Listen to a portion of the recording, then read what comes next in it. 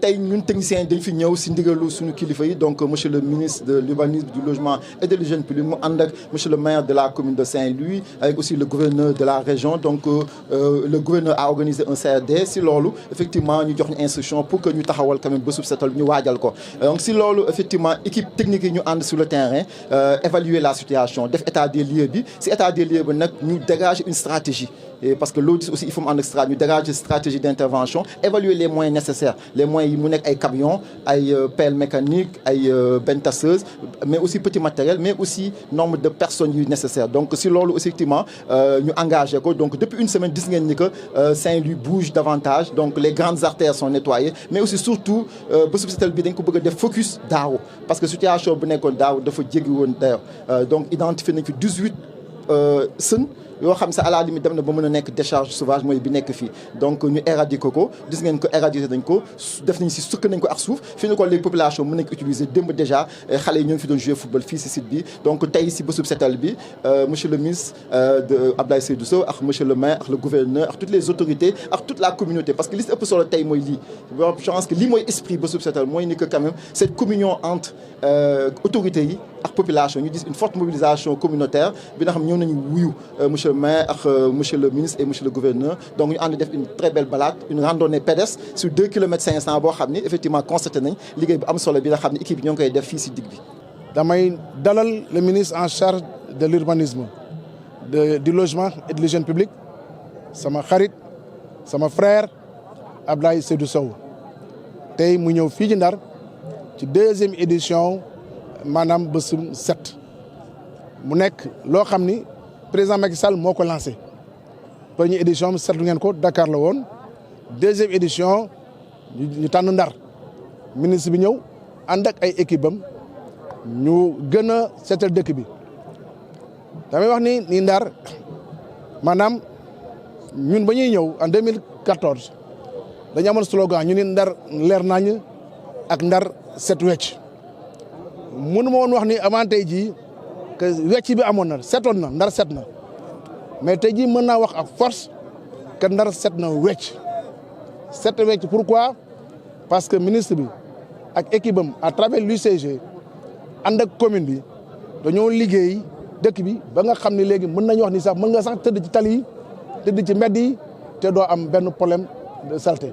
loolu dama koy sant ministre bi mais aussi di gërëm président de la République ci effort yi nga xam ni jàppale nañu pour ñu mën a egg ci lii di wax ni commune bi def na effort yu rëy jënd ay matériel ay benn tasseuse jënd ay benn satellite jënd ay pelle chargeur jënd ay tractopelle ànd ci nag UCG matériel UCG ak personnel UCG ba ñu egg ci lii donc loolu dafa nekk lu am solo parce que mën naa wax ni Ndar soo jëlee Sénégal Ndar moo ëpp maanaam équipement en terme de logistique ci Sénégal kooku moom sama lamine nëppatalam amul ko ko mën a weddi te loolu ay effort yu am solo loo xam ni état bi dimbal nañu ci président de la République dimbal nañu ci comme bi def na ci ay effort ba ñu egg à ce niveau là. xam nga ci avril 2019 président dafa lancé programme bu mu tuddee Sénégal zéro déchet def ko ci Sénégal wetu Sénégal zéro bidonville mu dénk ko ministère de l'urbanisme mu lancé woon ci at yooyu bésub setal boobu ñu koy tuddee cleaning day mbas mi dugg bi mbas mi duggee mu ne nañ ko arrêté bu ñu ñëwee ba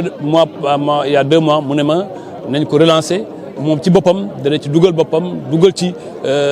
xarañam taxawuñu ñun ñëpp ñu gis premier lancement bi ñu def ko Dakaru ñu def ko ni mu gën a rafetee ñëpp amaat ci yaakaar mu ne ñu dafa bëgg ñu impliqué ci élèves yi impliqué ci daara yi impliqué ci xale yi impliqué ci bàjjenu gox yi impliqué ci collectivité territoriale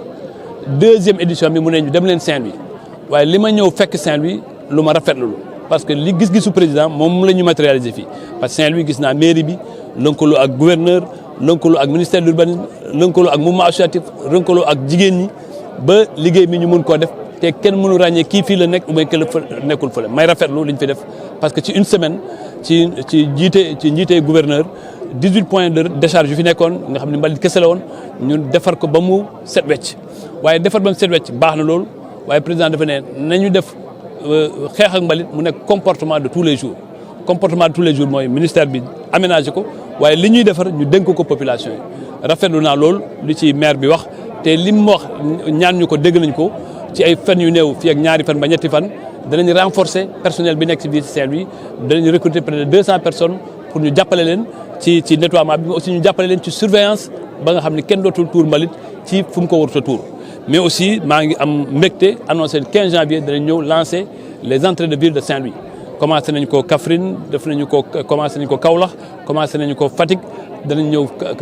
Saint-Louis le 15 te yaakaar nañ ci diir bu gàtt ñu war ko mën a pare Saint-Louis dëkk bu taaru la dañuy wax l'élégance c'est d'abord Saint-Louis buñ ci yokkee itam ñu tam suñu loxo ci propreté ci aménagement ci place yi nga xam ne place yu nekk ci biir dëkk bi yëpp ñu defaraat ko ba nga xam ne Saint-Louis dana toll ak fi ko maire bi yéene mais Saint-Louis dana toll aussi fi président am ambition pour Saint-Louis ñëpp xam nañu président am na ambition bu mag pour Saint-Louis parce que Saint-Louis dafa am lu mu représenté ci Sénégal am lu mu représenté ci Afrique am lu mu représenté ci àddina ngeen may ma nag vraiment ma félicité suñu équipe yëpp nga xam ne Ibrahima Diagne directeur promotion moo ko coordonné mu liggéey ak waa direction générale du cadre de vie liggéey ak UCG liggéey ak gouverneur ba liggéey bi yembee nii ci benn semaine ñu defi lu nga xam ne lu mucc ayib la maa ngi leen di féliciter bu baax a baax di leen wan suma satisfaction mais aussi féliciter gouverneur ci taxawaayam ci nu mu coordonné action yi ba tey ñu mën a am bés bu mel nii ci Saint-Louis may ñaan yàlla liñ fi def fii ak ñaari weer dañ fi ñëwaat xool est-ce que gars ñi séeréer yi ñëwuñu occupé waat